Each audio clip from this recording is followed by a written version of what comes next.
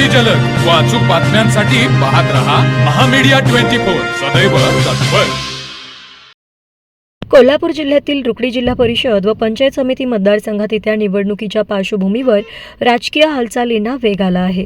उमेदवारी अर्जांची छाननी प्रक्रिया पूर्ण झाली असून या मतदारसंघातील सर्वांचे लक्ष अंतिम उमेदवार यादीकडे लागले आहे। रुकडी मतदारसंघात महायुती व महाविकास आघाडी यांच्यात थेट लढत होण्याची शक्यता असून काही ठिकाणी स्थानिक आघाड्या व अपक्ष उमेदवारही निवडणूक रिंगणामध्ये उतरल्याचे चित्र आहे। इच्छुक उमेदवारांकडून मतदारांशी संपर्क, बैठका आणि प्रचाराची तयारी सुरू झाली आहे। भाजप, शिवसेना, राष्ट्रवादी दोन्ही गट व काँग्रेस या प्रमुख पक्षांनी रुकडी मतदारसंघात ताकदपणाला लावली आहे।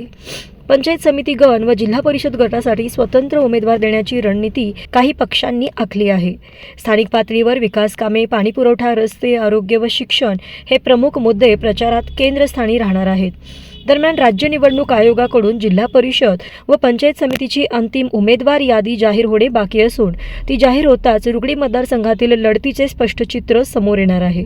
कोणत्या पक्षाचे कोण उमेदवार रिंगणात आहेत यावर राजकीय समीकरणे ठरणार आहेत।